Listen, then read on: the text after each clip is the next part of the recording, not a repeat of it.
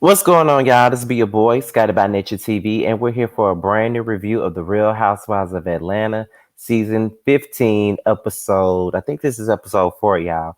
But yes, honey, I am, normally I would go live for these reviews and stuff like that, but baby, I went out to brunch earlier. We stayed at brunch for about 5 or 6 hours, child, and I am tired. I'm sleepy. I'm still kind of drunk.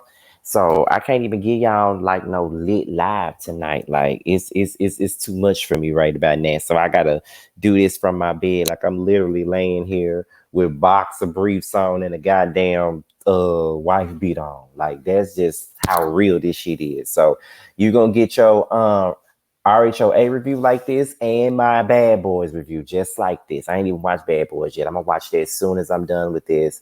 And I still ain't changed this right here yet. But tomorrow is the whether you like it. Well, when you see this, today is the whether you like it or not panel, and it will be over on Yacritis's platform. So make sure you guys are tuned in for that. It will be at 8:30 Eastern time. So make sure you guys tune in and be ready because you know what we give over there. We give you a lot of laughter, a lot of fun, a lot of shade, and everything under the sun. So make sure you guys tune in to that. Okay, and also make sure you tune in for a live panel for the Chasing Dallas panel. We will be back Thursday as we come together and talk about the Chasing Dallas reunion. Because baby, I am ready to talk about that. That from what I heard, it was a whole lot going on, and I cannot wait to see it. So with that being said, y'all, let's go ahead and get into this review for the Real Housewives, child, of Atlanta. Now we're gonna go ahead and get into it. Yeah, this ain't no live review, but we're gonna keep it up here just like it would have been. Okay, so let me get my notes out. So we're gonna open this thing up with Kenya and Monyetta. Now, before we even get into it, let's just say that the episode was mid. It's definitely mid. I wasn't really featuring it like that. I don't even think this review gonna be as long as the other ones are. But I'm gonna give you guys what y'all need. I'm gonna give y'all what y'all want. So we're gonna start off with Kenya and Monyetta. Now, Kenya got a collaboration with this college in Alabama. They're gonna, the marching band is gonna play her Kenya More Hair Care song or whatnot. So she's very excited about it. Monyetta is helping her out with her dancing. And Kenya had that BravoCon mishap where she was trying to perform, I'm gone with the wind, fabulous. I'm gone with the wind, fabulous. I'm gone with the wind, fabulous. And then fell her ass down. But it was a good save though. Even though she fell her ass down, she had a good ass save. So most of the time, if you was really looking at it, you never would have noticed that she had fell her ass to hell down. So shout out to Kenya for that. But in the midst of them talking about what they plan to do for the dancing and things of that nature, Roy calls. As soon as Roy calls Monyetta, Kenya face lights the hell up. And it's like, oh, look at Kenya. Let me tell y'all something. Y'all know that I used to give it to Kenya for years, like from season 5 all the way up till around about season 8. I used to give it to Kenya on every review. I stayed dragging Kenya for everything. But it's like when Kenya had her baby and stuff like that, I started to see Kenya in a different light. And trust and believe me, I would still get her together if I need to. But for the most part, she really ain't that bad. So I'd be like, okay, girl, I get it. I understand. So, she really ain't that bad though. So I can give her that. But I like seeing her happy and seeing her, kind of pretty much involved with somebody who wants to be involved with her because it's difficult when you dealing with people who really don't want to deal with you and you dealing with them because you want to deal with them, but they don't want to deal with you at all, but they just forcing themselves to do it. So it seems like she got somebody that's really willing and waiting and able to give her what she wants. And that's all. Kenya already got the baby. She thought she had the husband, but the husband turned out not to be shit. So she just wants that love in her life. That's pretty much all that she wants. And hopefully she gets it. You feel what I mean? So we're going to move on. And they start talking about the halftime show and how excited Kenya is for that and stuff like that. And it's good. That shit is good for her. It's good for her hair care line. And it's just good all around. It's a great opportunity for Kenya. And basically, Kenya is doing what she needs to do with this show. you know, get the opportunities while it's hot, while you own this damn show, and just make sure that everybody sees what you're doing. Like that's all that really matters at this point. Just make sure that people see exactly what it is that you're doing, and make sure you can, not characterize, but maximize the moment so you can continue to get what you need to get for your business. So shout out to Kenya Moore for that. And we can't wait to see it. We can't wait to see it. Now I really don't care about this particular scene that's coming up, but I'm just gonna talk about it just a little bit, and that is Sanya.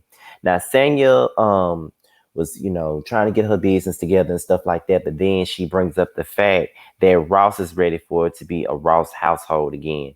And from the moment that she said that, her sister started feeling some type of way about it. And I'm just like, girl, if you don't get over yourself and deal with the fact that this man wants to be in the house with his wife and his kids by themselves, like you a grown ass woman, you should want your own goddamn space. You know what I mean? Like you should want your own space. And this ain't even me talking crazy because hell, I'm at home right now. And I already know that when I leave and move to Atlanta soon, it's going to be a different transition for me because I never really lived alone. Like the only time that I really just lived outside of my family was for college when I, did the dorm thing. I stayed on campus when I was at that college for a semester. So it was kind of like, I already know it's going to be a different type of transition because I'm in a house with my mama and my brother. So it's kind of different. So it's like my thing about the situation is you're a grown woman and you got a man and you got your own kids. So why wouldn't you want to be in your own space? Ross is kind of tired of living under the same roof with your whole family. So yes, he do want to maneuver through the house the way that he wants to because it's his house with his wife. He should want to maneuver through his own house the way that he wants to. And I don't think anybody should be mad at him for that. Because I'm definitely not mad at him for that. I don't even know why Sheree is even mad with him about that. Because it ain't like he doing anything wrong. It's not like he being disrespectful or anything like that. He just letting it be known what it is that he wants. And he wants to, be in that house with his wife and his child. And I feel like y'all should just move on and do what y'all gotta do. And then, she was, what was it? Saying it sitting up here trying to explain herself to her sister, but her sister ain't trying to hear it, and she storms away pretty much. And then she, saying it was like, even saying your mama was like, you shouldn't take it personal, because saying your mama didn't even take it personal at all. But at the end of the day, her sister did, but her sister can really get over her damn self. She looked like a complete brat getting mad because her sister husband want them out. Get over it. Um, We'll get into saying it one more time because this scene also wasn't shit, but they discussed Sheree and her, feeling some type of way about the conversation that they had in regards to what Ross wants. And they start saying it's bad enough that Tyrell quit. And Tyrell being, Sherry's, husband, he quit on her. So she feels like it got something to do with Sherry and it got something to do with, them wanting them out of the house. So that's why she feels like they quit. That could possibly be true. It might be why he quit because Sherry probably told him, you're not going to work for them no more. They want us out the motherfucking house. So you can stop working for them, honey. Stop working for them. Stop working for them. Stop working for them. That's what I think happened because she was mad as a motherfucker when she found out that, Ross don't want them in the house no more. But like I just said, Sherry can get over this shit. She really can because, girl, you grown. You should want your own space any damn way. Cause listen, it's hard staying with your whole family, so you need your own space, and you got kids too. Like, girl, why you so bothered and pressed about this situation? Get away from them. Get your own shit. Like seriously, that's how I feel about it. And I can't say anything more, anything less on this situation. So it is what it is, Cheryl. Listen, I don't know how the fuck I ended up on Facebook dating, but this shit is fucking hilarious to me. I don't even know how I winded up on this shit. And then it be guys that probably would never have a chance in fucking hell of ever talking to me that be trying to hit me up on this shit. I really just keep it because it's funny as hell. You know what I mean? Because I be like, I don't want these folks. I don't even know why I'm on here. You feel what I'm saying?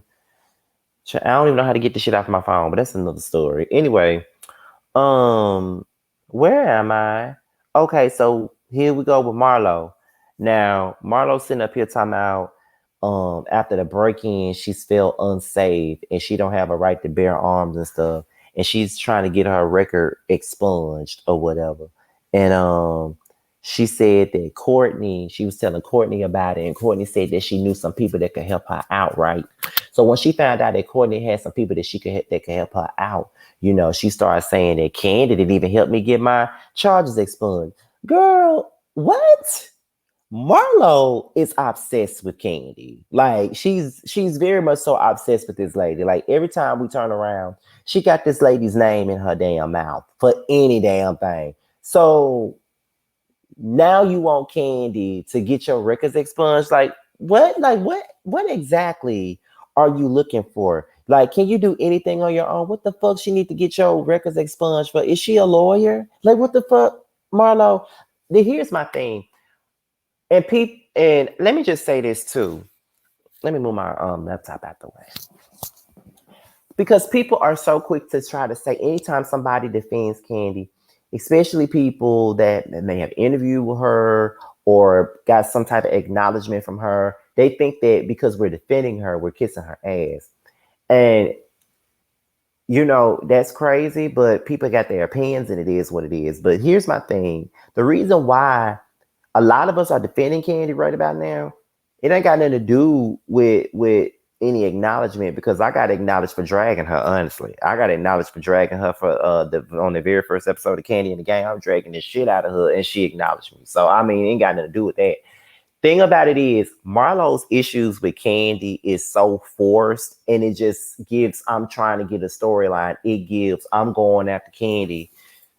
It gives. I'm jealous because she makes more than me, so I'm finna go after her. And I've been listening to these Nene fans, and because these Nene fans don't like her, I'm gonna get the anti-Kandi fans. So I'm finna go after her, and everybody gonna make me look like a champion because I'm going after the girl that everybody can't stand. It just gives force. Like these issues, these so-called issues in air quotes that she got with Kandi is really ridiculous to me. Like I don't even understand where this shit even comes from. Like that's the reason why it's so damn weird. Like, girl, what is really your problem and what is really your issue? Because it really don't make any sense. And that is the reason why we all go in on her the way that we do. You feel what I'm saying? So it's just like everybody has the same sentiments on this situation. Marlo don't make any sense. Like she telling me some Kandi didn't even get my record expunged. Kandi didn't even like, girl, what are you talking about? Kandi not even in the episode and you talking about it. That's the thing. So then, Courtney comes over. Marlo introduces Courtney to her sister. She was sitting up here saying stuff about how Courtney just met her and she was able to help her out, whereas Kandi, someone she's known for many, many years, didn't help her out. Girl, you and Kandi ain't never been that close. Let's just keep it a book. When you first came on the show, you was gunning after the damn girl. Like, and remember the first reunion Marlo was at? Like, she was straight up trying to go in on Kandi. That's when Kandi was like, I don't give a damn if I can take care of every mother in here. I'm good. I mean, I could. You know what I mean? Like, y'all ain't never been friends like that. So why are you trying to make it seem like y'all got this tight knit relationship? Y'all never had that. So Marlo, please stop. It's just she's really obsessed at this point and it don't make any sense. Um, let's see. Then she started talking about how Kandi never acknowledged her nephew's death. If you felt that way all these years, why you wait till now to bring it up? And you still bringing up the fact that she worked at the restaurant and that's why it triggered you. What the fuck does your nephew working at the OLG got to do with his fucking death? The OLG didn't kill him. You know what I'm saying? Like the OLG didn't have anything to do with him dying. His fucking roommate did it. And why should we give a damn at this point? This shit happened years ago. Why the fuck you bring it up now talking about my family? They just have a sour taste in their mouth when it comes to Kandi. After all these years, you've been all up Kandi ass and shit. Talking about you love your candy yams, and the moment you get a peach, now you trying to vilify this woman talking about your family got a nasty taste in your mouth in their mouths over the situation. Talking about she didn't send no flowers, she didn't send no cards, she didn't send anything when her nephew passed away. Girl, what? That was years ago. Why are we just not hearing this? Again, using any fucking thing to have a problem with this lady. And it's pathetic. So everybody can sit up here and get mad with me and say, "Oh, you just licking candy ass" and all that other bullshit y'all like to say. This shit is fake. Like all this shit is fake, and Marlo is just fake as hell. Like Marlo sits up here, she starts shit with people, then she get in her confessional and plays the damn victim, and it's just too much for me. I don't like it. She doing too much. This shit ain't even authentic. She's not authentically messy at all. She just trying to start shit for moments, and it shows. So then the girls are heading out. Drew's not coming because she has the flu. Flu B. I had this shit. Not cute. Kandi isn't there because she got another engagement. So basically, Kenya is there with a bunch of women that she really not friends with. Sonya also has to leave, but she'll be back. They start asking questions about like basically like girls questions, like talking about relationships and stuff. And Kenya asks Thurston, is she single? Thurston says it's complicated. Then they start talking about eating booty and stuff like that. Sonya brought up the conversation because I think Future's baby mama brought that up. And then everybody on the bus is kind of confused about that because they don't know anything about eating booty. Like a lot of them saying that they would never do it. And then, Sheree says, "So Kenya, what did you do when you did it? How was it when you did it?" So apparently Kenya tossed the salad before. And I'm gonna tell you one thing about it. Getting your salad tossed is amazing. It's definitely something that's on the table. If you fucking with me, then you gotta. This ain't that type of conversation, but it's amazing. But my thing is, I know a lot of women that like to do that, and I was very surprised that there are women that likes to toss the salads. Like you would be surprised at how many women out there says that. Like, and I was sitting there like, girl, what? Y'all are some freaks, honey. So where they're at the dance studio. What's the name? What was the name of this damn coach? Let me look up the name of this coach one more time. Let me go back to my Twitter. What was that coach name? Because I'm gonna have to find him on Instagram too. Because baby, y'all already know what I'm finna say if I'm trying to find his name, child. But let me see. What is his name? Oh, okay. His name is Coach Now. Can somebody please bring Coach Now to me now? Like, bring him to me now. Because that's one fine specimen of a man. Listen, I'm kind of sexually frustrated. So, I'm kind of hot in the pants right about now. So it is what it is. But baby, it is what it is, child. I just think that he fine. And that's just that on that. Like, somebody bring him to me now, honey. So it's just where was I at? They do the book off. And, it was a pretty fun scene. Not really much to discuss there, but it was a fun scene. So they go to lunch. Courtney reveals that her baby daddy is Bryce. Kenya did a movie scene with Bryce for Trough. The producers asked Kenya, did she ever date Bryce? Then Kenya said Bryson used to be fine back in the 90s, and that's all I'm gonna say on it. You're right about that. He used to be fine. I don't know what the hell happened. Courtney and her voice probably stressed his ass out. So Kenya, so somebody was like, well, besides Kandi and Courtney and Kandi and Marlo, did somebody else have an issue? And then Kenya brought up the whole Marlo and Drew thing, the Drew and Marlo incident. And then Marlo acting like she mad. And then, Kenya was trying to bring it up, and she was basically saying that Drew was upset because Marlo stood over her and lunged at her and all of that stuff. Marlo tried to deny it. And then, production was showing the receipts, but didn't show the other part of the receipts when she actually got up out of her seat and came for that girl. I don't like these producers. They're real shady and they're not showing everything. And it's clear to see who they're trying to vilify and who they're not. But I'm gonna keep that to myself because I don't want to go all up into this show like that because these reviews are meant to be fun and not to be no damn PSAs and all that other bullshit. I try to entertain and have a good time. So I ain't gonna do all that and make this shit no discussion piece, child. We got other videos for that. Then it was Kenya versus Marlo yet again. Marlo get on my nerves. Like she just want to fight with somebody, and I just can't with her. I cannot stand James Amos in the wig. I get so sick of James Evans and her fucking bullshit. Like she is so annoying. And Aquarians do not claim her. And the fact that she's a February Aquarius, just like me, really disgusts me. Marlo is a disgusting human being, and I've always said that she was very disgusting. I ain't never liked Marlo. And I knew that when she got that peach, I knew that she was gonna show out. And I remember when me and T were talking one time right before the last season started, and me and him was talking, me, him, and Josiah, because 9 times out of 10 it'd be me, him, and Josiah. So me, him, and Josiah were talking about the upcoming season, which was last season, and then I had told them, they saying that Marlo getting the peach, and T was so happy about it. But I'm like, why? And now he see why. I was never here for that broad getting no damn peach, because she just do too fucking much. She's just trying to find any reason to create a moment, and it's just not cute.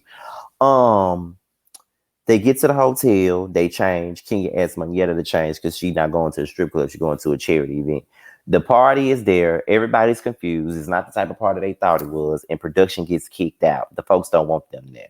And then after all of that, they get back to the hotel, and then they try to go to Kenya's room. Marlo starts kicking, beating on the door, and Kenya starts going to hell off on Marlo because her daughter is in there. And I don't blame her for going off on Marlo dumbass. I can't stand Marlo. She's an idiot. But y'all, that's really all I got. This episode was pretty mid, like I said. Like, it's mid. It was more so about fun, and that's why it wasn't a lot of drama, so it wasn't that much to tackle into, but it's okay. It's an alright episode, y'all. But that's about it. I hope y'all enjoyed the review though. So right after this review, y'all will get Bad Boys Texas, and it's gonna be done the same way this one was done. I'm not on camera, honey, because like I said, I'm underdressed. I'm tired. We had brunch. I had drink after drink after drink. If you follow me on Instagram, then Then that hookah was in me too, baby. Your boy had to get strong to do this. But with that being said, y'all, this be your boy Scotty by Nature TV. Be sure to like, rate, comment, subscribe, and share this video. And also click on the notification bell so you can be notified whenever a video drops. Now, if you want to follow me on any form of social media, my Twitter, Instagram, and my TikTok will be down below in the description box. With that being said, y'all, your boys up out of here. And until my next video, I will talk to you guys a little bit later.